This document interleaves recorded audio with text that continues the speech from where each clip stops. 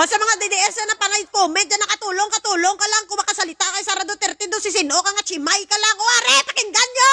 Pakinggan nyo ang abogada! Pakinggan nyo ang abogada, ang vice president na naging mayor pa ng Davao.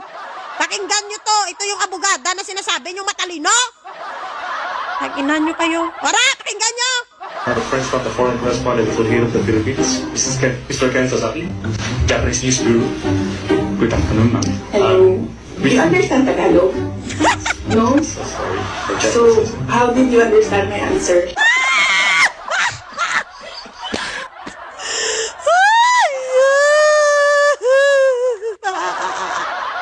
Do you understand Tagalog?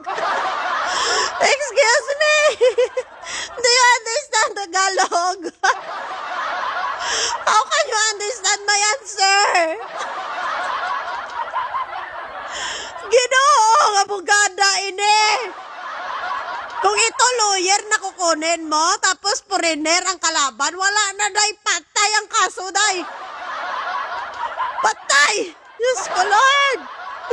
Magtanong ako dito sa mga nag-aaral ng law. Sa mga student dito kung may makapanood sa akin. Sino dito yung abogado? Sino dito ang nag-aaral ng law? Hindi ba kayo marunong mag-English? Pwede lang yon. Pwede lang ba hindi marunong mag-English? Yung mga nag-aaral sa law? Bakit ganyan? Abogada! Abogada! Diyos ko, Lord!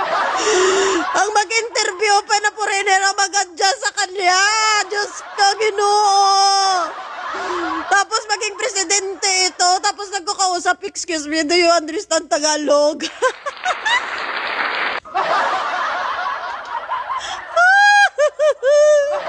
Maria, siyam kang kama-kama.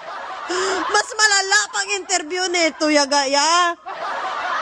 Noong nakaraan, akala natin, plan A, plan B lang, yaga. Pero mas malala pa ito, ga. Imagine mo, tinatanong siya ng interview sa kanya, yaga. Tingala ko pa inom-inom pa siya, kunwari tubig. Di puta, get English in eh.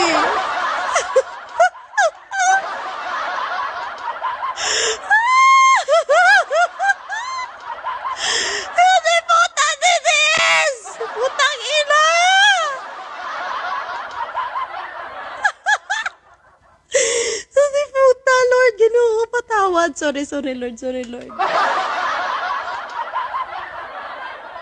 Ang lala, gaya ang lala nito. Gaya. Excuse me, do you understand Tagalog? Ay, Ginoo ko, Lord. Paano nakapasa sa bar ito, Lord? Paano nakapasa ito sa bar? Paano naging attorney ito? Paano naging abogada ito, Lord?